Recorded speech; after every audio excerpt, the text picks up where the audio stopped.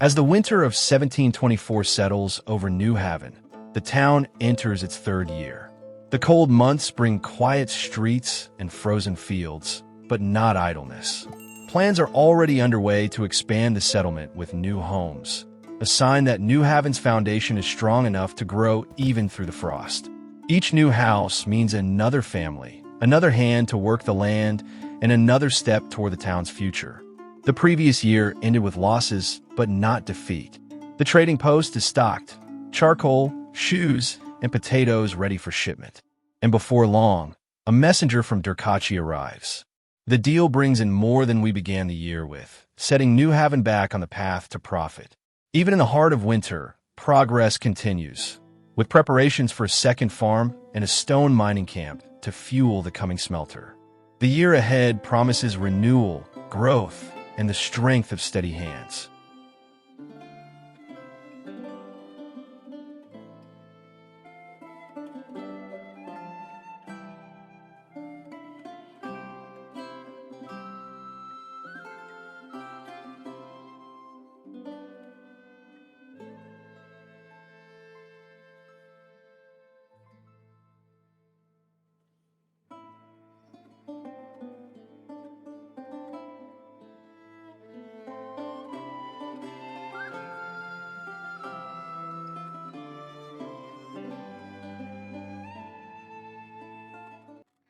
With trade complete and the treasury restored, attention now turns to the ground beneath New Haven. The iron ore mine has finished construction and is now ready for workers. What began as a simple plan in the cold of winter has quickly become a reality. Soon, carts will roll from the hills carrying the ore that will feed New Haven's smelter and fuel its industry. Each strike of the pick marks another step toward the town's independence, progress forged from the very earth itself. Even in a growing town, life has its harsh reminders. With a new year's progress comes loss, a reminder that death is part of every settlement story. To honor those who've passed, New Haven begins work on a graveyard. It's a quiet task, set apart from the noise of industry, yet holds deep meaning. Every stone laid here is a mark of respect, a promise that even as the town grows, it will not forget the lives that made it possible.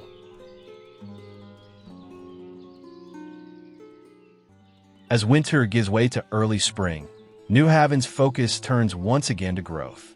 The iron mine stands ready, but more hands are needed to keep it running. To meet that demand, new homes are planned. Simple, sturdy dwellings built to bring more families to town. Each house raised means new workers, and each worker brings New Haven one step closer to a thriving community. In this season of renewal, the sound of hammers and saws marks the rhythm of progress. With the iron mine now operational, attention turns to transport. Ore alone won't move itself, and the distance to the smelter demands proper support. A new cart shed is planned, a simple but vital addition that will keep the supply lines moving. Once built, carts will haul ore from the mine to the smelter, keeping production steady and efficient.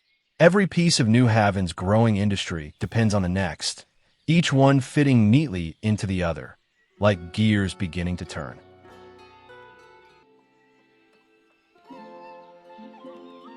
One thing about life in New Haven, and in this game, is that progress demands micromanagement.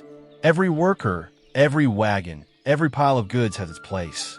Too few laborers and production slows. Too many and supplies run dry.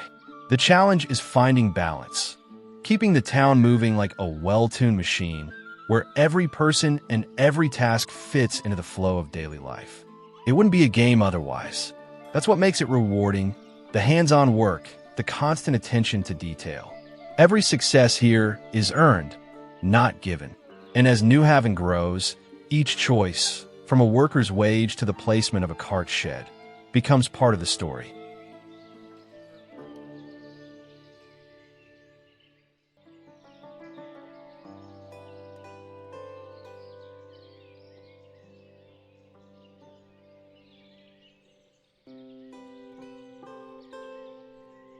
With or soon on the move, the next step is fuel.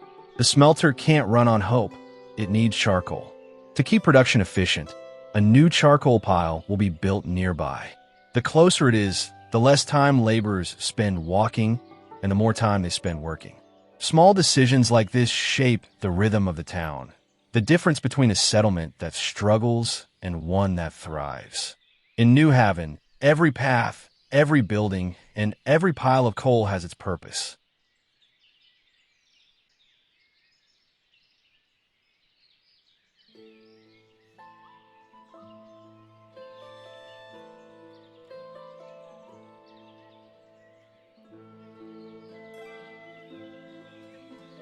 For now, the focus stays on preparation.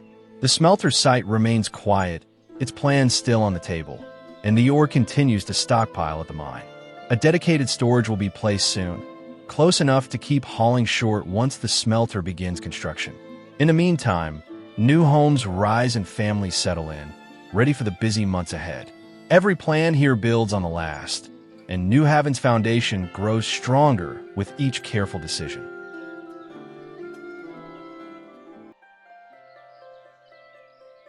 As summer fades, one challenge becomes clear. There simply aren't enough hands for the work ahead. The mines, the charcoal pits, and the farms all compete for labor. To keep things moving, more housing is being planned. Each new home will bring another family to town, another set of hands to share the work. For now, it's only on paper, but in New Haven, every plan marks the first step toward progress.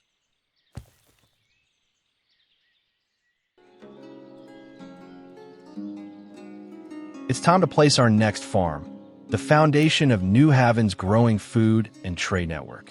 This one will focus on buckwheat and sunflowers, two crops that promise both nourishment and profit. Buckwheat will keep the people fed through the colder months, while sunflowers will fuel a new line of production for oil and trade. With this expansion, New Haven begins to turn from a settlement of survival into a community of industry and opportunity.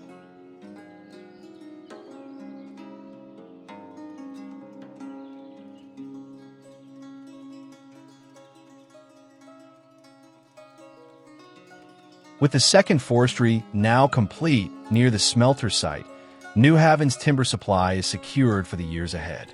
This forestry will serve a special purpose, providing firewood for the charcoal pits that will fuel the smeltery, and later, bark for the tanneries. New workers will be needed to keep it running, cutting and hauling through the seasons ahead. Each new building strengthens the town's foundation, linking one trade to the next.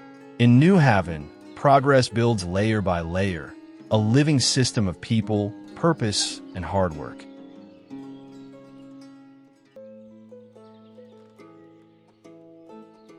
New Haven has reached a new milestone, a population of 100.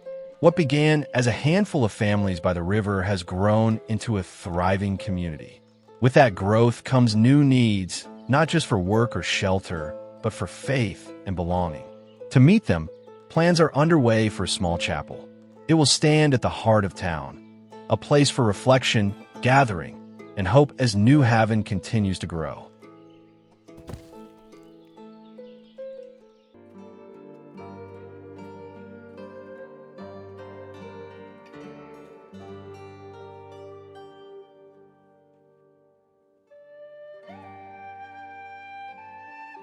It's the start of 1725, and winter has settled deep over New Haven.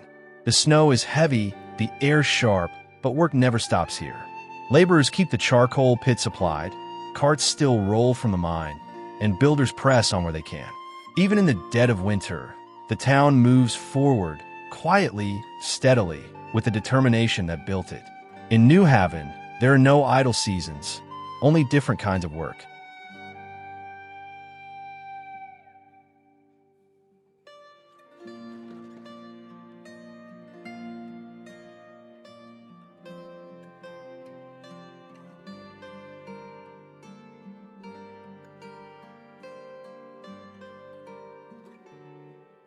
It's March, and for now, construction is paused.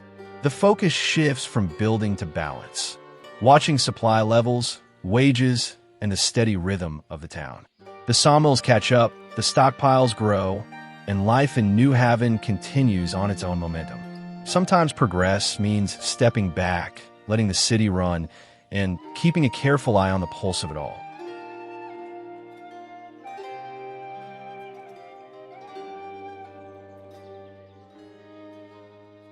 In January, a real problem began to unfold. Firewood supplies started running dangerously low. With winter at its coldest, the demand rose faster than the forestry could keep up. Houses began to struggle for warmth, and the warning signs were clear. If nothing changed, families might start leaving town. What followed was a hard decision: to halt other production and push everything into firewood. It wasn't easy, but in New Haven, survival always comes first.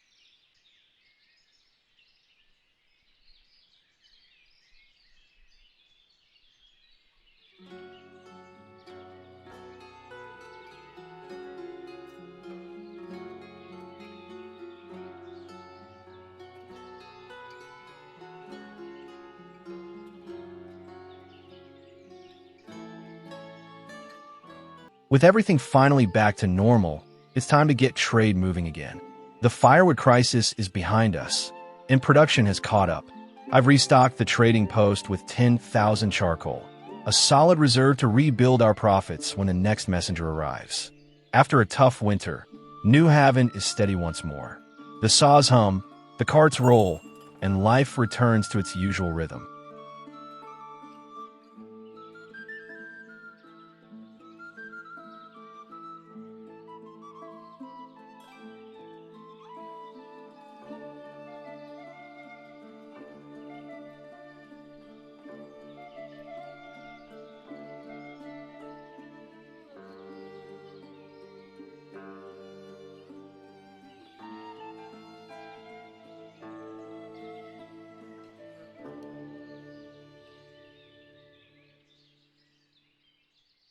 With the mine running steady, it's time to prepare for the next step in production.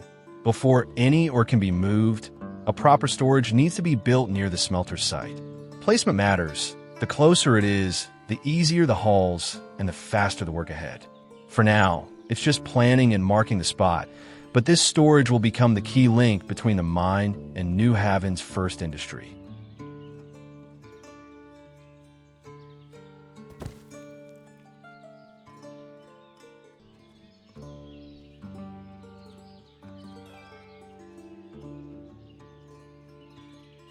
With the new storage built near the smelter site, the next step is to move ore from the mine. This is part of the long process that leads to production. First, the mine fills its own stockpile, then the ore is transported here, where the smelter will one day stand. Once construction begins, this storage will already be ready and waiting, keeping the work flowing smoothly. Every phase in New Haven builds on the last, planning today for the industry of tomorrow.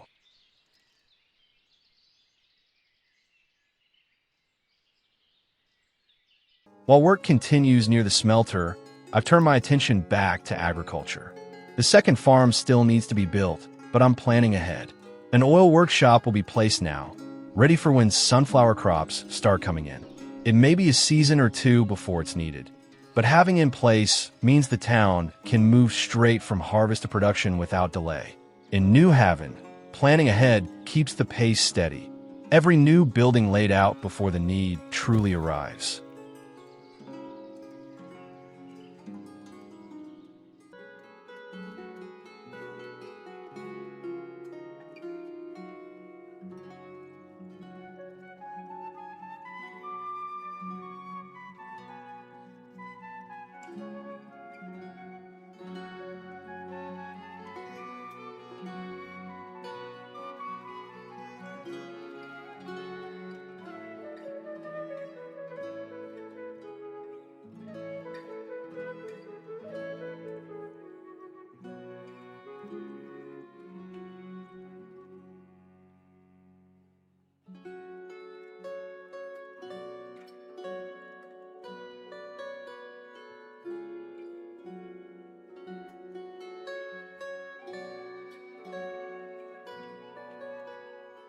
The year 1725 closes with New Haven stronger than ever. The treasury stands at 2,538 coins, the highest it's been since the settlement began. The fires are burning, the people are warm, and the work continues even through the winter. With every year, the town grows a little steadier, a little wiser. As 1726 begins, New Haven is ready to take its next step toward a true industrial future. As the new year begins, priorities shift once again. The second farm moves to the top of the list, taking precedence over the oil workshop. Before we can press oil, we need the crops to feed it, and more fields mean more food for the growing town. The site is marked, the plans are ready, and construction begins. With this farm, New Haven strengthens both its table and its trade.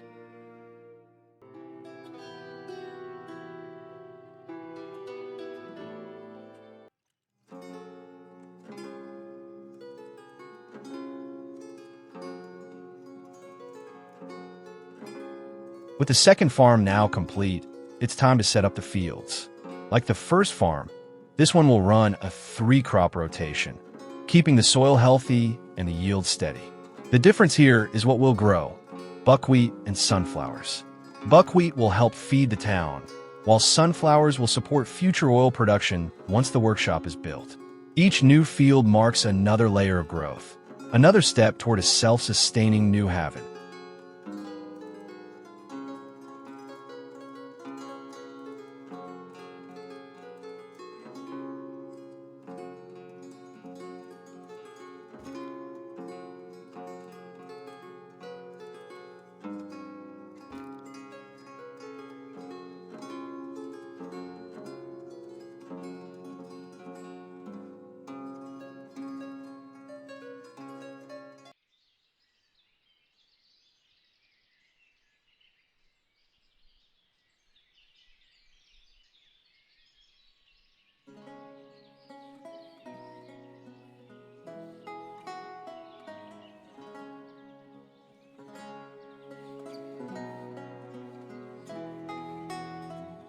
The timing couldn't have been better. The oil workshop is complete just as the new fields are being set for planting. Buckwheat and sunflowers will fill these rows, one to feed the town, the other to feed production. It's a close call, but everything falls into place as the season begins. With the farm and oil shop now working hand in hand, New Haven takes another step towards self-sufficiency. The pieces of industry and agriculture are finally fitting together. With the new farm and oil workshop running, attention turns back to industry. A bridge is being built to connect the forestry and the smelter area, a simple but vital link. It will shorten the route for hauling firewood and charcoal, keeping production efficient once the smelters are complete. In New Haven, every path matters. This bridge isn't just wood and nails, it's the connection between raw resources and the industry they'll soon fuel.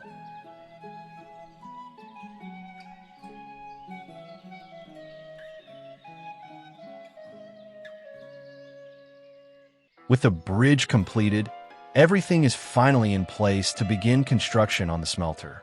This has been a long time coming, years of preparation leading up to this moment. The mine is stocked, the charcoal pits are ready, and the supply lines are set. Now, the real work begins. The smelter will stand as New Haven's first step in a true industry, turning raw ore into iron and effort into progress. With the smelter underway, we're taking on something a little crazy, building a bridge straight across the lake. The goal is simple: make life easier and cut down the long walk between the mine and the town. When it's finished, the miners won't have to walk as far to get to work or back home, saving time and energy every day. It's a small change that will make a big difference, another step toward keeping New Haven efficient, connected, and moving forward. The smelter is finally complete, ready for workers and laborers to bring it to life. It's taken years of planning and preparation to reach this point. The mine running, the charcoal piles ready, the bridge built, and they are already waiting in storage. Now, all the pieces fit together. For the first time, New Haven stands ready to turn raw ore into iron, transforming hard work into progress and progress into prosperity. Now that the second farm has its first crop in the ground, it's time to take the next step, hiring a worker to run the oil workshop. The sunflowers grown here will be pressed into oil, turning field work into profit.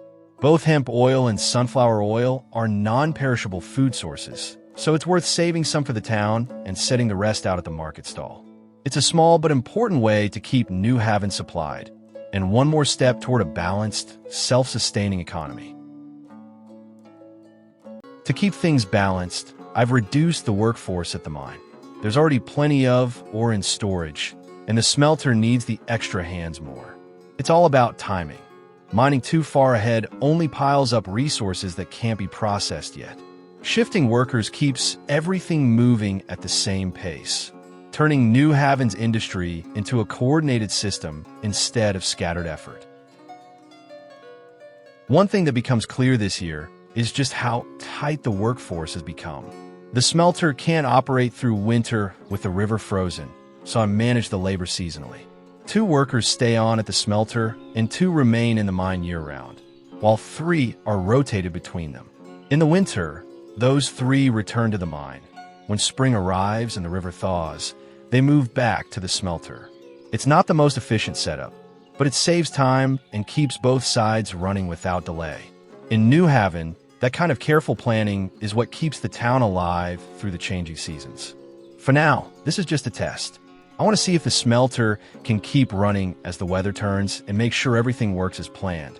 It's a chance to find the weak spots before winter fully sets in. Better to test the theory now than to face surprises later.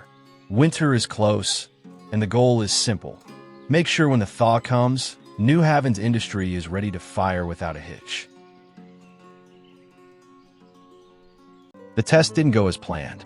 The smelter needs at least 2 workers to stay functional, just like the forestry, and cutting back any further shuts it down completely. They'll stay on through the winter, not to produce, but to save time when spring returns. The other 3 can rotate out, but bringing them back always costs time. Between the mine and the smelter, that's 7 workers tied up year-round. Multiply that across future expansion, and it's clear where this is heading: a full-blown workforce shortage. As winter deepens, progress slows to a crawl. It took 2 months just to bring in a single worker for the smelter. Another shows up later, but it's too late to process, or that's the hardest part of running a growing town. Not the building, but finding the people to fill it. New Haven has the structures, the supplies, and the plans, but without workers, everything waits. For now, it's a matter of patience. The snow will melt, families will start moving again, and the cycle will pick up, but until then, the town holds steady and endures the quiet of winter. Still, patience only goes so far. The workforce shortage isn't going away on its own, and waiting for migration alone won't fix it. So I'll start small, building 6 new houses to bring in more families. That should give us just enough men to keep the smelter, the mines, and the forestry running. It's not a full solution, but it's a start. In New Haven, progress always comes one step and one house at a time.